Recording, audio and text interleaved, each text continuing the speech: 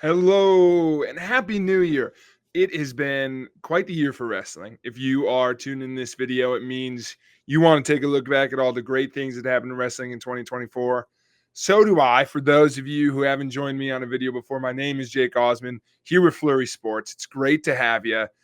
This is a list of what I thought the best in wrestling was of the last calendar year. I would say overall, a year where wrestling figured some things out and maybe, that classic like problem solving motif is storming, norming, forming, right? I think we're a little bit in the storming phase for a couple of these companies. I think the first, which is wild to say, full year um and some change, I guess, without Vince McMahon for WWE. He gets the boot in January. So Triple H, creative director, basically has that whole time set his creative agenda. Meanwhile, I would say we've got a full year of AEW, not not doing their best work, but certainly still putting on some of the best matches of the year. I think it's hard for me to be as negative about AEW as some wrestling fans are, simply because I think when we get into some of the particular wrestlers or matches that I'm going to cover today, it's hard to not say AEW still was putting on some of the best wrestling of 2024. I think they get compared to themselves. We see the news about crowd sizes, everything else, but it was always a long shot for them to be equal footing to WWE. I really wonder, my thesis for 2024 is, did we find out that most wrestling fans really only want one good wrestling company that they can sink their teeth into? Like if AEW and WWE as the two, largest wrestling companies on the planet, most prominent, I guess we can say at this time anyway, could they really both be thriving at the same time? I don't know if we've ever seen that in sustained periods. Do folks have that attention span? Certainly, there's so much good wrestling everywhere, but I think wrestling fans, there's a difference between appreciating broad swaths of wrestling and watching and supporting broad swaths of wrestling, right? So I think this year was AEW figuring out what didn't work. They're in that storming phase a little bit. I think a full year without Punk for them, they're only up from here, right? They were figuring stuff out. A full year of, I guess, telling us the story of AEW's working on it at the soul of AEW. We're going to be better. For 2025, I think they're moving towards, okay, can we project that we figured it out?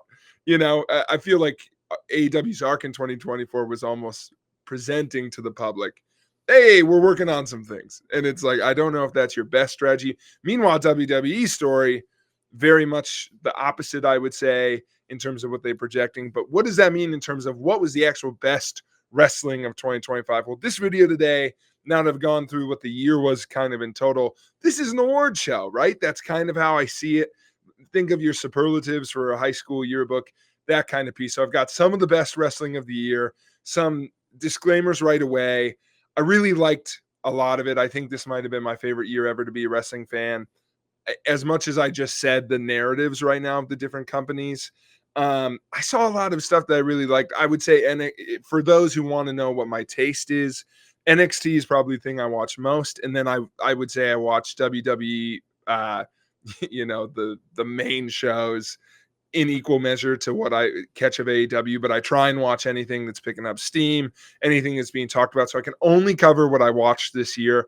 It is pretty focused on the American wrestling scene, specifically those two companies. But I'm going to try and give some honorable mentions where I can remember them and where I can highlight them on things I thought were really cool that kind of got brought to the surface from other places. But I wanted to get that out front.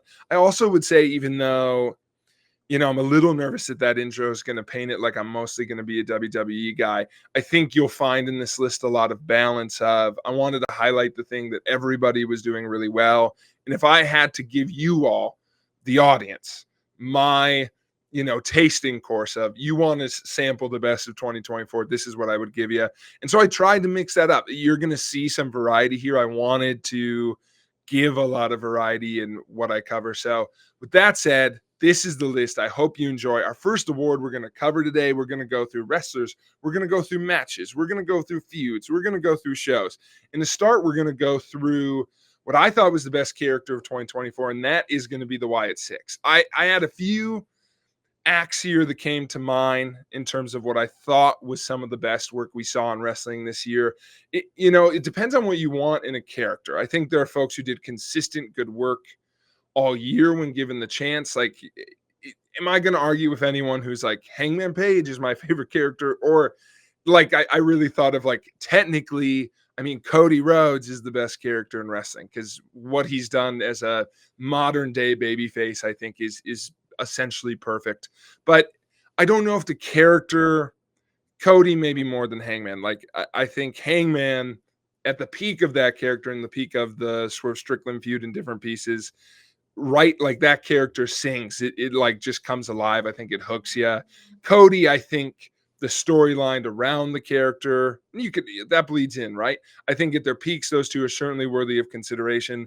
I think Timeless Tony Storm is probably my firm runner-up in this category because just the over the top. That's kind of what I love in a character, right? Is like, I would say if you had to split wrestling into the categories of what you really look for, there's the, you might be a promo person, you might be a in-ring person, you might be a character person, you might be a storyline person. I think character now in modern wrestling can be overlooked as like a thing that can hook you. I think with Timeless Tony Storm, I think sometimes folks were like, oh, I wish her direction was a little stronger. I wish she had more to do. And I agree, but I think it's okay that the priority of her time as champion was, I mean, this character's great, really well defined, and doing a lot of awesome character work. For me, that really works. I think using those examples, I think you can see why I've landed on the Wyatt Six as my top choice. I think the con of this is some of the things I've mentioned, but I think it does better than some of the other options I was considering for best character, which is this act debuted in June, right? So we're really looking at a half year of work for the Wyatt Six. I will say, compared to some of the other ones, there was some build up before that. I think WWE kind of ingeniously almost started building to this pretty deliberately with things like the Bray Wyatt documentary that had a very clear teaser for what became the Bo Dallas Uncle Howdy reintroduction. And I think some teases of who we thought was going to be in the group leading up to the debut, where they murder Chad Gable and they take over the show. I think some folks are going to argue that spooky supernatural stuff doesn't work for them in 2024 turning into 2025. Firmly disagree. I think when you try and put ketchup on your mayonnaise, that's when you get tough times, right? If you want the storyline to be about, here's this wrestler going for the belt and for the achievement, for the competition of it all in wrestling, well then, yeah, don't maybe make that person an angel sent from heaven above, but I think to tell a story of literally, and I get so excited talking about this group, I think the highlights of the Wyatt Six were maybe some of my favorite moments in wrestling this year, which is why they're this pick for best character. Just the highlights alone, it's like, how do we tell the story of a group literally driven by missed opportunity? I think like the central premise, like, take the spooky stuff aside for a second and let me tell you about a group whose whole premise is around a dearly departed family member and friend and mentor, and then larger picture on a group of folks who saw, like, for chances out of their control, opportunity seized from them. We've got folks in this group who were released and came back. We've got folks in this group who, in a few different ways had other opportunities. Like, I think of Nikki Cross and like how she had to dress up as a superhero, and she was in a group and then not in a group, and like so many missed chances in so many different ways, highlighted of course by the leader Bo Dallas. To make that a story, great. How do we make that a character? Okay, awesome. All these folks wear masks and different, but the idea of like this group needing to do something, I love a character that works on multiple levels, and I think sometimes people don't read enough into this. And don't get me wrong, the story's not algebra, right? Like people can figure it out. I just don't know if they give it the credit I would give it is the better way. Like if they sit with it, of course, it's not rocket science. But I think the idea that these folks have to go to a different place to get noticed, they have to do things maybe they wouldn't want to, but they clearly need to, is great. And then if I had to give you things to watch, right, I just don't know. Like I really think you're only notch against this group in 2024 that I want to see for them in 2025 is just more consistent direction for them. But when I highlight the things they've done, their debut, their vignettes, which I think were some of the best promos of the year, Bo Dallas's promos about the Miz and that feud to kind of cap off the year, some of their matches, their first group match against Chad Gable and the American Alpha, I think those are some of the best things I saw in wrestling all year, especially for what this group does. I loved that there was a character that got to shine, that the whole thing was we came in this and we're like, what's going to happen when they wrestle? I thought their matches have been really good because they've been able to, like, they are people, right? Like they took the mask off enough where it's believable. It doesn't have to be the Fiend, like snapping necks to make it a convincing match, right? It's still fun. I also think it's sensible for this group to not chase titles. I think they've given them really good direction of their whole thing is targeting folks who are ostracizing others and kind of sticking up for the bullied. I think there's a lot of direction with that. I'd like to see them focus more on the outcast angle and how they could either recruit folks, but I really think they could just go into storylines with folks who've lost their way. An eventual storyline between them and like the New Day at this point would be fantastic. But really all I have to do to sell this is I don't think you're going to find any better promo work this year than either. I think the two initial ones, and some folks will say, well, yeah, their best work was early, but Bo Dallas's promo about the Miz, who, just weaving in their history together is awesome. But I do think Bo Dallas / Uncle Howdy's interview with himself to start is as good an introduction to a character as you're going to get. And I really do think it's so sad that I don't know if folks want to revisit it in that way. I really do think the best promo I saw in all of wrestling this year, because of what it was, is if you're going to consider in that way, it has to be Eric Rowan. Every person in this group got a chance to speak, but Eric Rowan, again, getting a chance in a meaningful way that's not just pity porn, right? Like I'm not watching Eric Rowan feeling bad for him and going, oh, geez, so sad. Like I'm rooting for him because of it, because of the story he's telling about just this real life tragedy of this guy who's lost a few folks so close to him in the wrestling sphere, getting an opportunity to work and, in his words, do them justice and do this for them while still missing them. I can't believe they were able to put that in an on-screen presence that like led to something and was character driven. Again, I want more from this group, but I think that's a good thing, not a negative. This was my best character of 2024. Next, our best tag team. I think tag team, as we get into the tag team and then wrestler categories, tag team was the hardest, thinnest margin for me. The team I picked here, as you can see, it's going to be Nathan Frazier and Axiom from NXT. I think if you watch this group, it's the obvious pick. I don't think any group matched their output this year or was close enough to make it a compelling argument from the tag teams I got to watch consistently, right? I think, sure, the peaks of, when the Young Bucks, when the Young Bucks put over other people, they're the best team on the planet. Like as miserable heels they are, that works when they put over teams like Private Party and especially Darby Allin and Sting.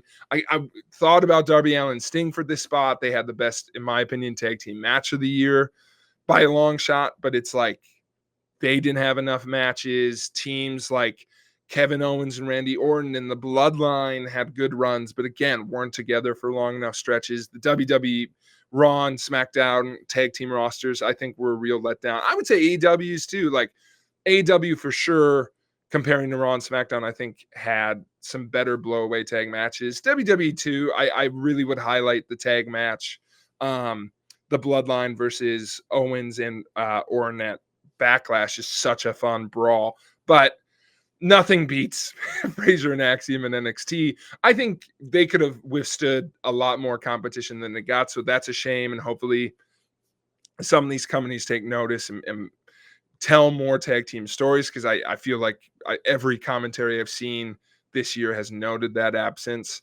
And so I think there's definitely ground there. And I think NXT is a good example in a year where I see this commentary line, and I guess this is as good a spot to bring it up as any. I've seen a lot of folks kind of bemoaning the NXT men's world championship scene around Trick Williams and how there's not a lot of focus or star power there.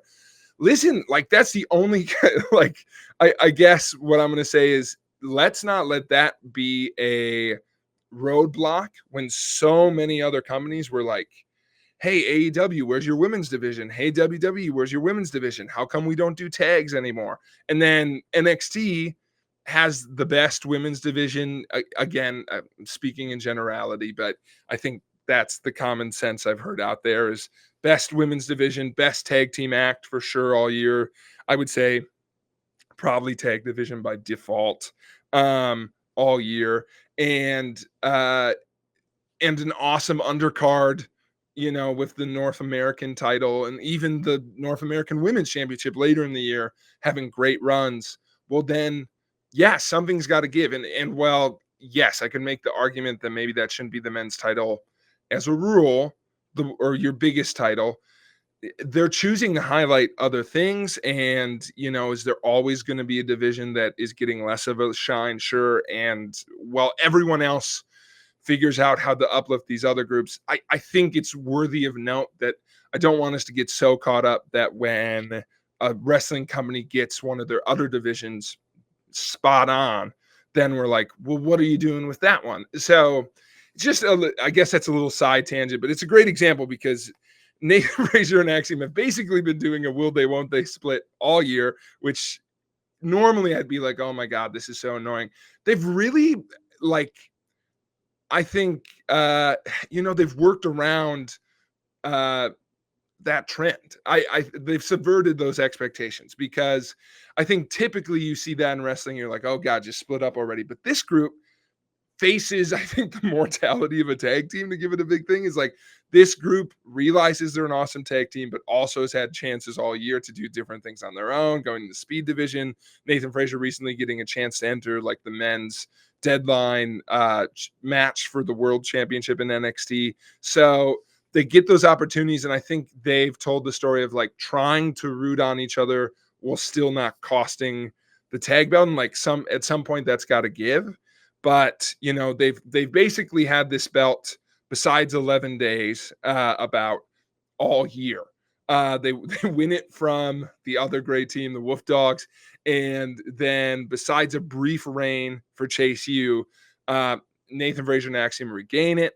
They tell this story again. I think the matches in there have been wonderful. It's mostly the in-ring work for them, but I want to give a little shout out to, it's been a good story. I think highlighted by their deadline match. I think seeing Nathan Frazier after survive the deadline match and then seeing like how close they were to losing it and what a good one night story that was, fitting into the larger picture, like, oh, it's finally going to catch up with them.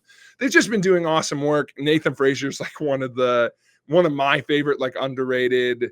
He's just so good in the ring, dude. Like, so easy to watch, so smooth. I think he really adds to other stuff. And Axiom, and folks familiar with his work when he was a kid on the independent scene in Europe, when given a chance, can go with anybody. I think both are still figuring out what the character is. This was a great step in the right direction.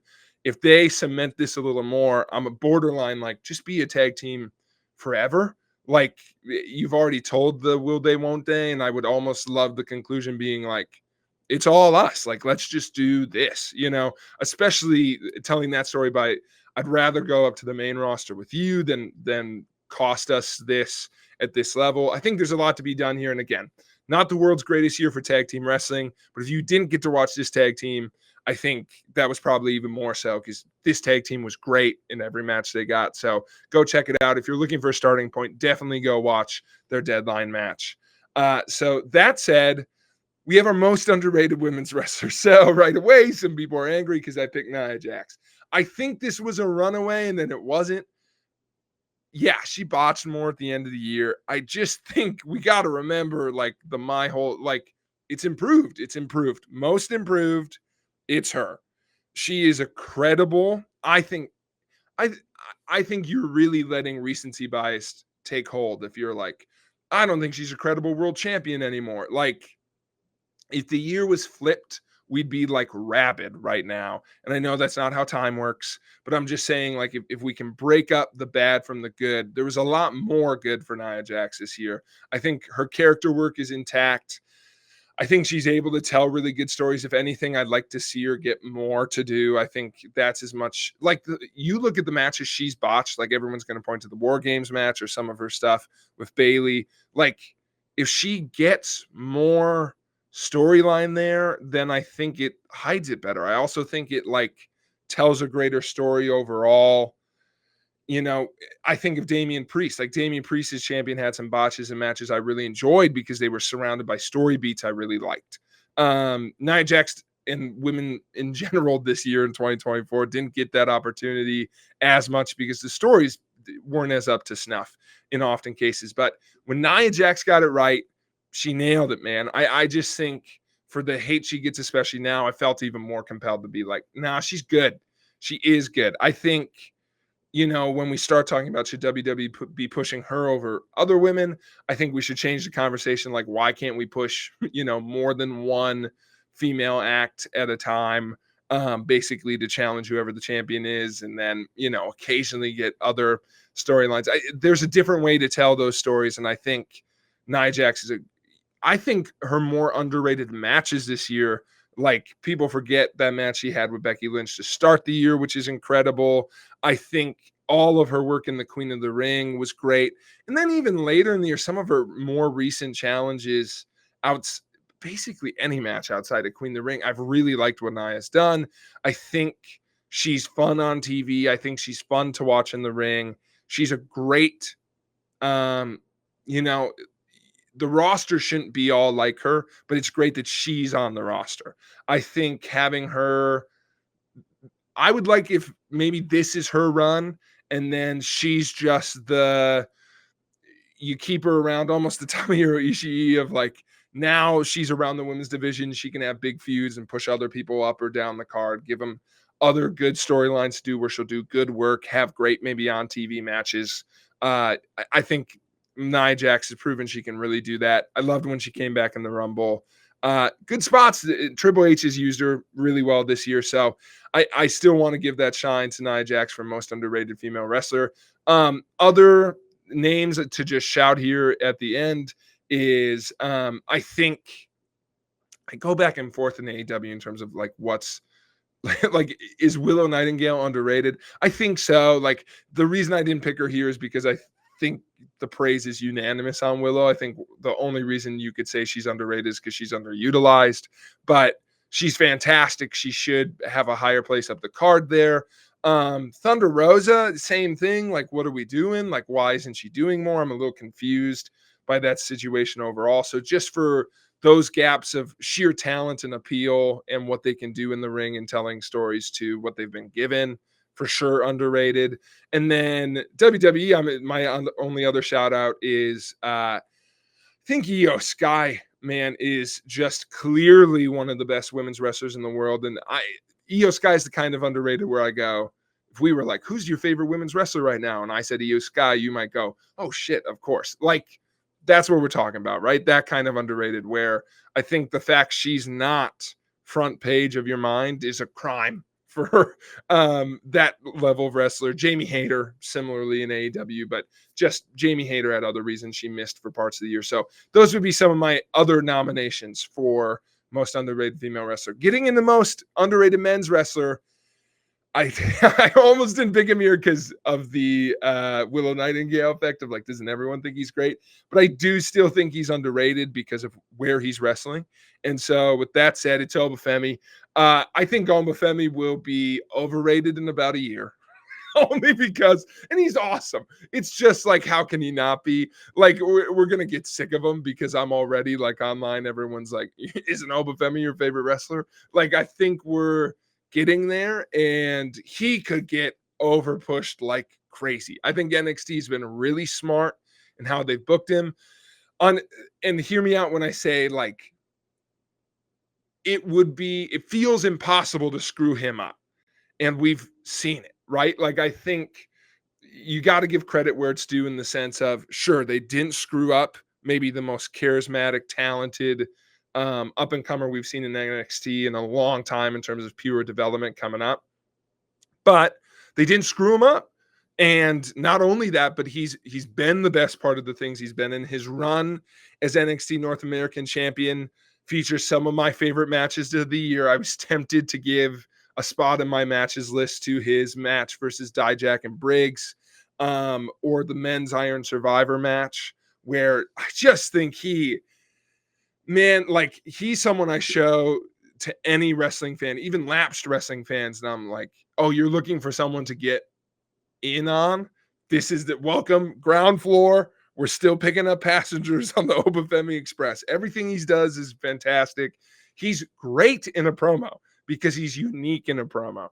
I don't think he's maybe people get so freaking a promo's got to be this to be great. I think a promo's got to be long, a promo's got to be poetic, a promo's got to get me jacked, man. And Obafemi can hook you. I think how Obafemi carries himself, both in how he speaks and how he moves in the ring, his entrance with the shoulder movements, ooh, give it to him, big fella. This is the best example I can give. I watched the Deadline Iron Survivor match with my partner, who is not a wrestling fan. And when he came out in the last spot, she went, "That guy's crazy."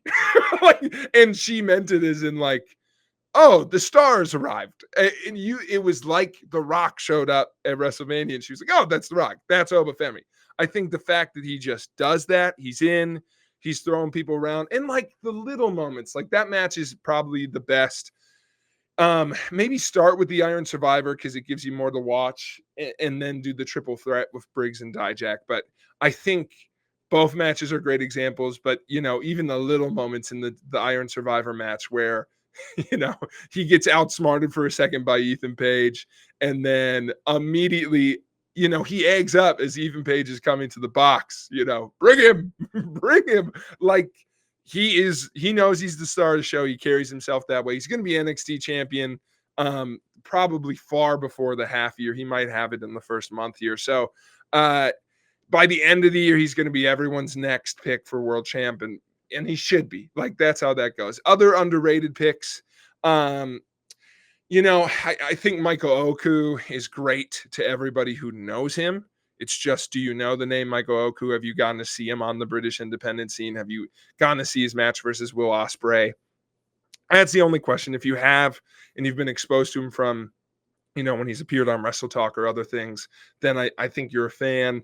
But if not, he's certainly underrated. Josh Alexander, TNA and Speedball Mike Bailey, similar things of like, they're just wrestling in places maybe they're not going to get the same love. I think Trick Williams is still like going to be a world champ and deserves it and is great. And I think just because we're not as into what he's doing right now doesn't change. Like, sometimes NXT gives me folks where it's like, just call him up now because I'll like what he'll do next more. And I'm there on Trick Williams. So that, and then my last one there is just going to be a couple guys who I think have been given a lot to do, but are going to get even more to do, which is for WWE Carmelo Hayes and what he's done with, some of his matches against Andrade this year, especially, have been awesome. But let's pull the trigger. Let's go next steps. I think him now for Money in the Bank is a great call. Like, just give him a showing in the Royal Rumble, maybe something like that. Like, you could put him in the top of the card now. We'd love it. Like, I've got no doubt he'll pull it off. So I've just got that kind of confidence. Similarly, AEW struck gold with Kyle Fletcher. I think almost everything Will touches gets pulled into the Will Ospreay effect of like, oh, that's because Will was in there. But Kyle Fletcher's been outstanding in the other things he's been doing. I've really loved his like backstage vignettes as part of the Continental Classic. He's insane, right? And like, but in a very interesting way. Like, he's both so cocky, but it's paper thin. Of like, oh, you like have no, you're so confident, but at the same time, you're so like unforgiving to yourself and everyone else, right? So I think that's a great basis for a character. I hope they strike gold with like the stories they choose to tell their next. So some underrated folks there. Now we get into my best picks for some of those different categories. And so for those picks, we go now to first my women's wrestler of the year. I think the only question here is, do you know about Jordan Grace? I think if you do, then I mean, even tangentially, it's just, you know, it's just a question if you're aware. It's hard to describe what makes Jordan Grace great in the same way that it's like, yeah, Cody Rhodes is good, like, and I use that example because she's a classic character. Like she's got the look, and sometimes I think if you didn't know more about her, that'd be what you boiled down to.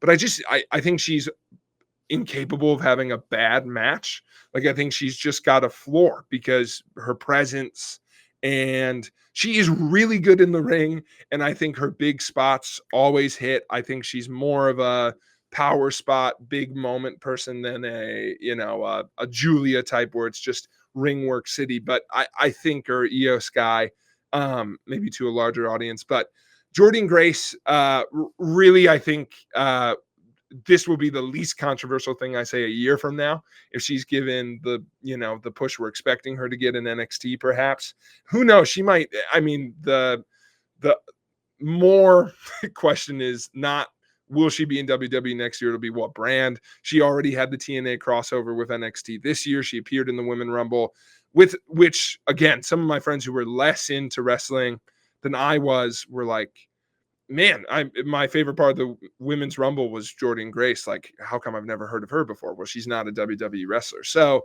I think the fact that they can just throw her in a match like that and it almost overworks, and people are like, oh, sign her, please. Like, what are we doing? That's a great example. But to talk about it, it's just a shame that I think most folks haven't seen her TNA work, but she's been outstanding there her whole run. She's been the champ for a long time, basically in that scene for the last couple years as a fixture. The match I'm going to highlight weirdly is her final championship opportunity against Masha Slamovich, that 2 out of 3 falls match. I think it's a great standard 2 out of 3's fall match, but I think one, you can see both Jordan Grace shine as her own character and what she does best. And also you can, it's almost one of those things again, where it's like how the Bucks are great when they put other folks over. Jordan Grace, when she sells, it means something. And so I think her giving Masha the push when Masha is also deserving of that love and attention in terms of one of the best in the world, I think it says a lot. So Jordan Grace is my easy pick there. I also think she's, again, the output and the consistency. The only question is if you were able to catch any of it, but she's definitely worthy of that spot this year. Otherwise, I would put Timeless Tony Storm in that conversation for character work and just for some of the matches. And I mean, she had the best feud of the year. It's a shame it really only, when you think about it, that lasted like a month, her and Mariah May. But that angle was great. It's almost a one show feud, but it was awesome. I just wish I had a little more of it. Same with Rhea Ripley. When Rhea's on the screen, she's awesome. She was just limited in some unfortunate ways this year, but 2025 is shaping up to be your year. So I would say those three are really the main contenders this year. And I hope more women get that sustained push for next year, and these divisions continue to do great things with them. Best male wrestlers, Will Ospreay, because you can have a different favorite wrestler. You can have a wrestler whose work you enjoyed more this year. I think if you're like, no, I disagree, I think so-and-so had a better overall production, then you're just not being fair. I think as much as these lists, it's silly for them to be objective at all, because it's all subjective. It's all how much did you like this thing. In trying to present to you like, okay, how is this year going to be described? It's silly not to be like, okay, well, I've got to say a name, and the name will be Will Ospreay. I think, and it's hard when we are driven from like, I'm going to watch the matches people tell me to, And obviously, the most prominent of those folks really love Will's match type. So he gets a lot of love consistently. And I think that can almost turn like he's almost got the Oreo effect where there's too many kinds of Oreos. Like it's just like I'm never gonna try double stuffed because that's not a good example. I love double stuffed, but I'm never gonna try golden Oreo because it's next to regular Oreos. Like there's too many good Will Ospreay matches for me to like fully give him the credit he deserves. But this is the year where he was elevated for American audiences to the most we've ever seen of him.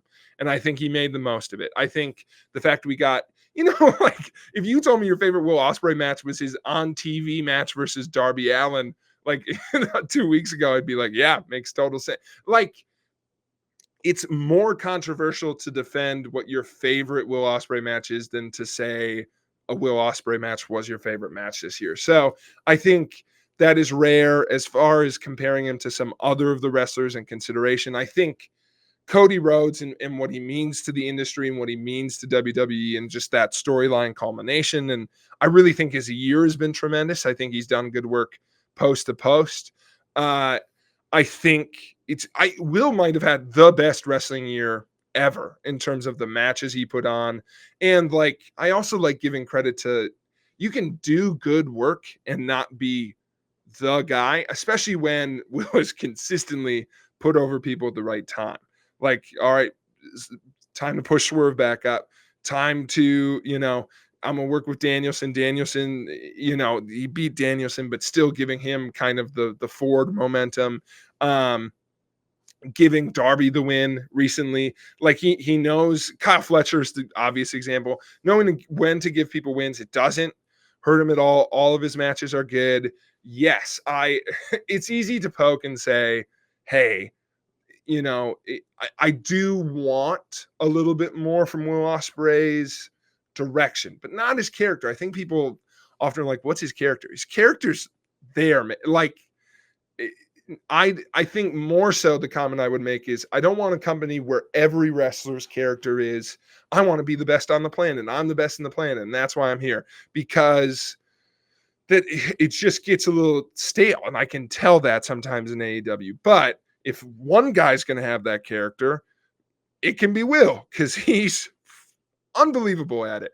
And him coming in and everything he's done this year and the story he's done with the Don Callis family and the nuances of his character, the stories he tells in matches are just unbeatable. So to tell you what Will Ospreay match to watch, I think his best of the year is the one I've got here with Danielson. I that finish is just like wrestling kid candy. Like, I think, you get a finish like that to happen randomly in a video game and you're like, oh my God, I wish, and like that kind of finish is just perfect.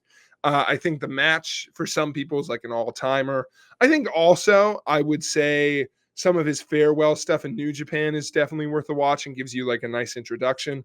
Otherwise, I think if you're looking for the layers to his character, him versus Swerve or him versus Kyle Fletcher, the Don Callis Tiger Driver stuff really ties that in. Of course, the Danielson match does that too. So it's got to be Will. And I say that almost begrudgingly just because it's like, who's the best baseball team? The Dodgers. Who's the best wrestler? It's Will Ospreay. Like, he's a little bit just because it's obvious and just because he's done it before doesn't mean it's not correct. And I think you got to give a guy his flowers, because who knows what his future is. I hope he stays healthy and produces like this forever. But things happen, and this year was awesome for him. So if you haven't given Will Ospreay a chance, let's say you're not the world's biggest AEW fan, he's the guy you turn on matches for. No exaggeration to say it's just been an unbelievable year.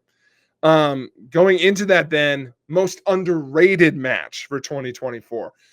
For me, it is Cody Rhodes versus AJ Styles. I think there's underrated match is crazy because when you see, it's basically like, okay, what's your best match of 2024?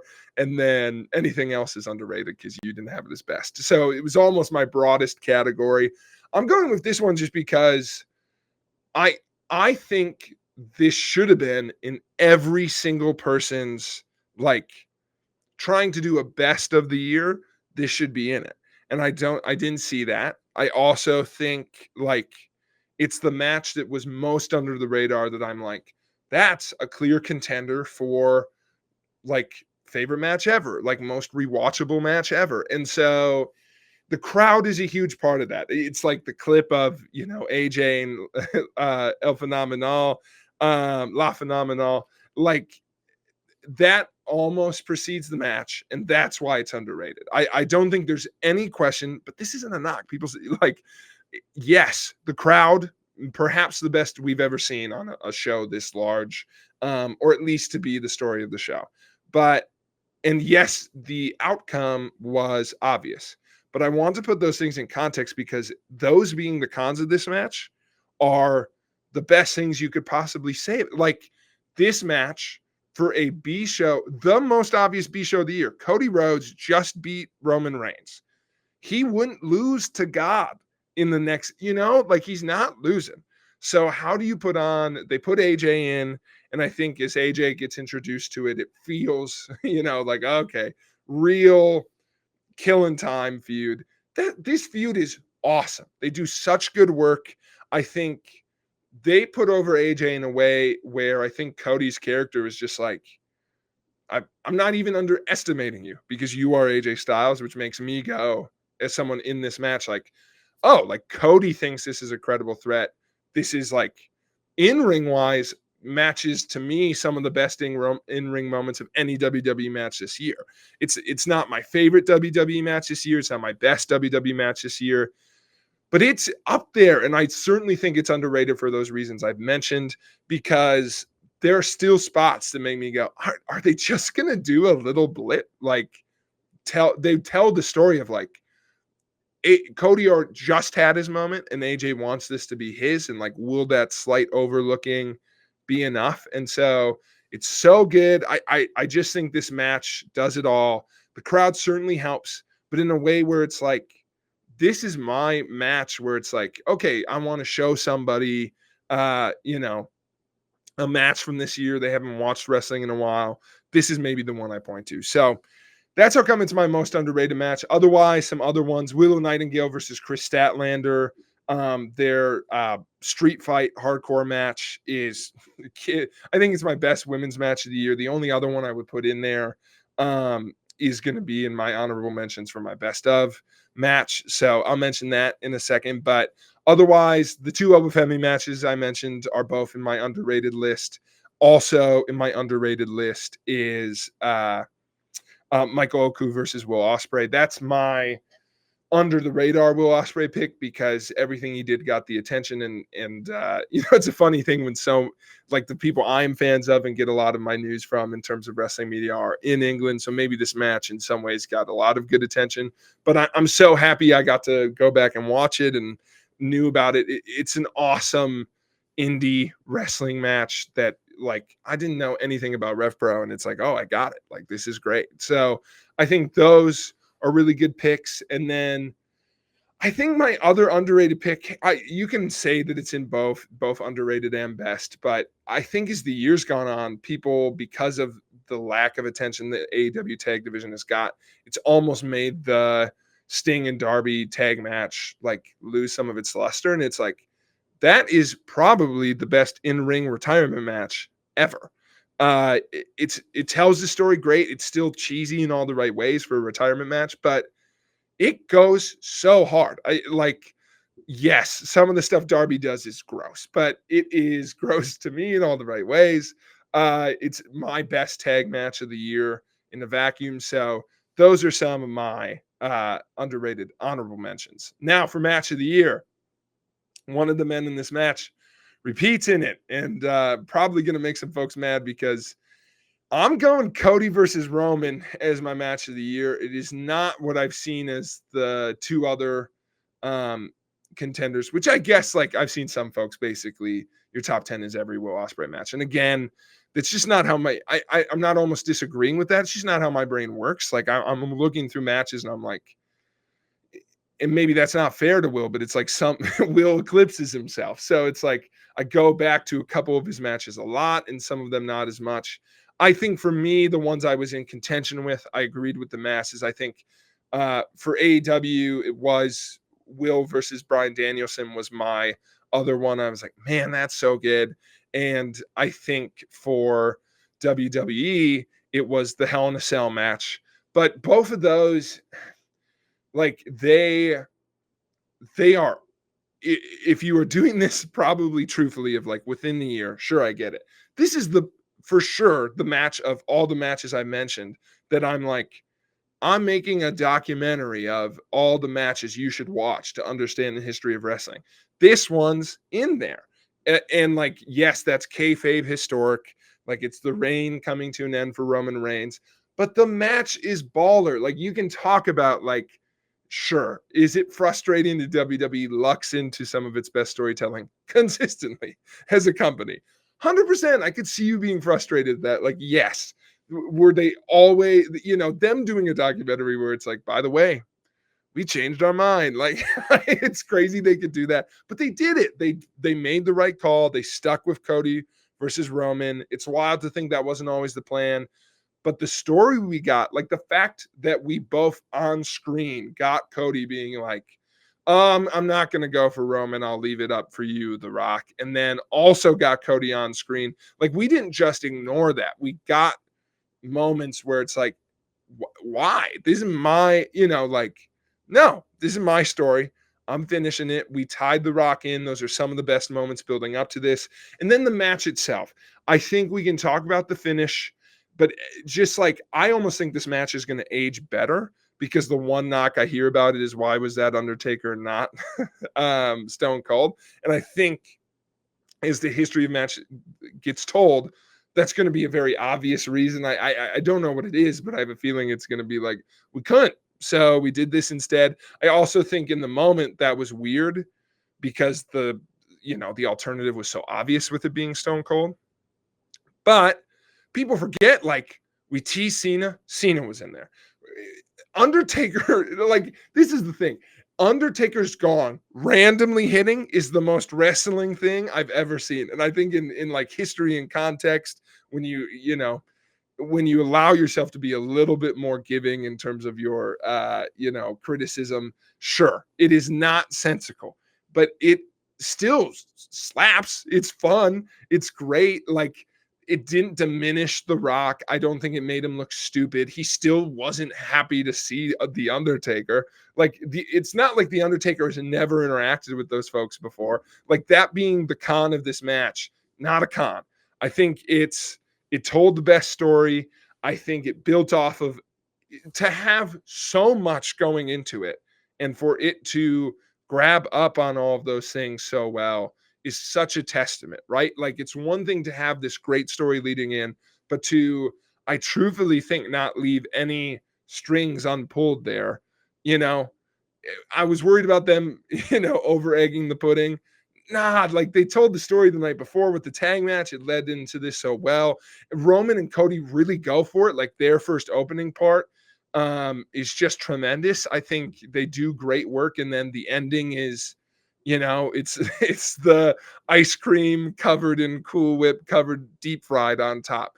It's a lot, but this match deserved and needed to be a lot, So not every match can be this, but if any match was going to, it should have been this one. So I just think it's the most unique, the most timeless of the matches that I was going to pick. So it's there. My honorable mentions here, the big ones I've mentioned already, but I do want to give a shout out. I really love my favorite women's match of the year besides the Willow Nightingale Chris Statlander match was the Women's Royal Rumble. I think that wasn't some folks' cup of tea, but it was just so fun to me. I just really loved the finish.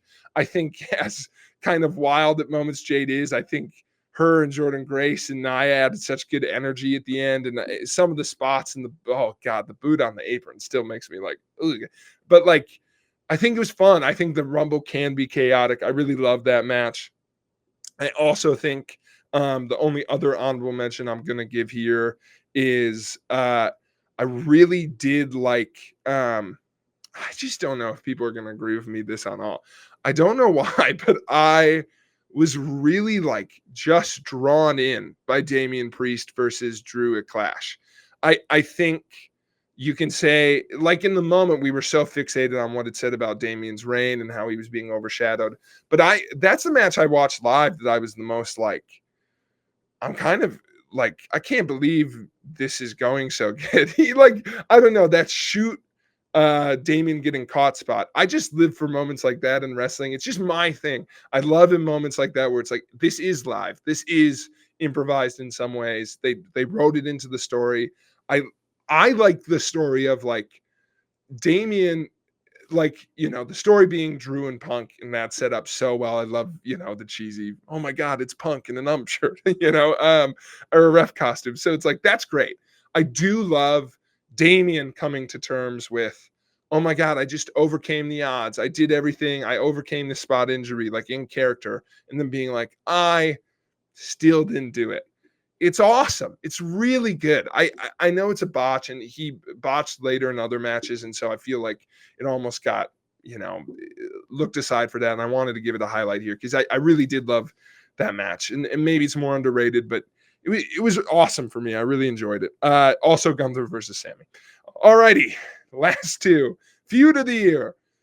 There were two options. I went with Hangman Page versus Swerve Strickland. I think the choice was, as much as I liked, my honorable mention would be Timeless Tony Storm and Mariah May. But the two contenders were Hangman versus Swerve, which I went with, and then Punk versus Drew.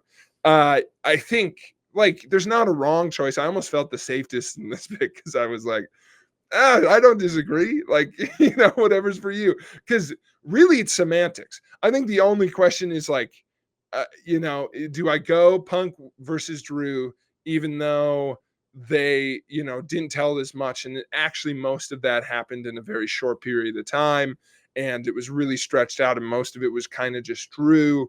Those would be the reasons you wouldn't pick it. Or do I not go with Hangman and Swerve? Because actually, a lot of this feud happened the year before. And this, like, when you think about it, not that much kind of happened with it this year, but it was a great, for a pun, reignition of their feud. And what they did do is great. So it's like, I was leaning semantics either way. I think I could see why you lean on either side. For me, as like the body of work, it's this. It's Swerve and Hangman. The reason for me is it's just so like the I think you miss something if you weren't there for this. Like, and maybe that's too grand, but this is the feud. I think you can go and relive the Punk Drew feud. I think there's more to tell there. That to me is a great feud. This feud, Swerve and Hangman, is so singular that like I think I've been into some of what Hangman's doing because it's not with Swerve. More specifically, I like have a hard time believing Swerve and Hangman could work for the same company. Like the fact that the storyline's that good that I'm like, you're on the same shows. You're like not Swerve's not like occupied with Hangman at all. Like we're just like Drew and Punk can do that. I can see them. They gave me a storyline reason for dropping it. I get it. That one, it's like one of us is still breathing. Why are we not stabbing each other? Like I don't know. And maybe that's a criticism or coming across that way. But I mean it as a positive because this feud is so it is, like cinematic. Ooh, I wish I had a better word for it, but it is compelling. It's consistent. It's brutal. I think, obvious other mention for match of the year, underrated match, I would say, because I would understand if their lights out matches too, not your cup of tea. If it's just too much, I get it. I don't know how that feud blows off any other way.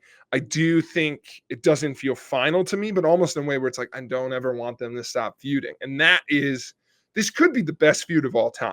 It's just like, it fits their characters so well. It's like, it's a little bit Kendrick Lamar in the way where it's like, no, I like hate you. Like, oh, you want to know what you did wrong? You breathed today. That's what you did wrong. And I kind of like that. I like that these two are just not about it. My favorite moments were the moments, and maybe that's why I mentioned it right away, were like they couldn't function doing other things. Like I think they could still be coming back to that in a grand way. And so I love that. I think this feud was awesome. The burning the house angle and like how that was set up by Swerve revealing that he had a house and like everything else is great. I get why you might pick Punk and Drew. Totally understand. For me, it was this. So awesome. And that leaves us with our last one, which is thanks for watching this video, by the way. If you liked it, leave a subscription, like the video. We've got more coming. So really appreciate it. Lastly, show of the year. I really like this choice. I don't know. Let me say my honorable mentions. And so, because you're not going to know what I'm picking. Honorable mentions, AEW Revolution. Forbidden Door. NXT Deadline. I do love that show. Not saying I love it more than the other ones, just saying like that's a show I think maybe you haven't seen. And if that's true, go remedy that. It's great. If I was going to give a most underrated show, I would give that. For WWE WrestleMania. But the one I'm picking is WWE Backlash. I think this is the easiest watch in wrestling history. It is just like, it's soul food. It's soul food of wrestling. I'm rating the show. There's nothing wrong with the show. The only thing I think you could say about it is, the stakes aren't as high, but the crowd negates that. The crowd is, I think some folks will say the crowd is the thing about the show. I heavily disagree. I think, it's hard to separate what they do from the crowd, but I'm going to use that as a positive. They lean into it. It has the best entrance of the year with Jey Uso, which is the picture I picked here. It has one of my favorite tag team matches of the year mentioned before with Randy and KO versus the Bloodline. It has an unbelievable women's match with Bayley, Naomi, and Tiffany Stratton that just keeps getting better and better, which is so good. It's also, by the way, you want to know the cons of a great crowd. The crowd almost ruins that match because they keep focusing on 2 counts, but the women involved pull them out of that, kind of snap them out of it. So that match, the Jade and Bianca get their win. Like, that's the worst match on the card, and we get a huge babyface title change. That's great. Jay versus Damian is really good. I think it's simple, but this is a B show. Like, I think that can be a con, but it was almost this show's secret weapon. Like, my expectations were so low. It crushed all of them. I'm not skipping any of it. I'm writing this list to recommend what you watch. This is the show I'm like, no one I recommend this to who's genuine is going to dislike it. Like, there can be parts of on it that I'm sure you like less than I do, but I think you can watch it and enjoy it for sure. And the crowd's a huge part of that. The main event, which was my underrated match of the year, is a huge part of that, but it builds in all the right ways. It's a perfect little show. No other show was perfect, and that's why it's my pick. I think we're not going to get a show like this every year. I think if AEW and WWE get their mojo right, we could have shows like WrestleMania. Like, some parts of WrestleMania you won't be able to duplicate. Some parts of AEW Revolution you won't be able to duplicate.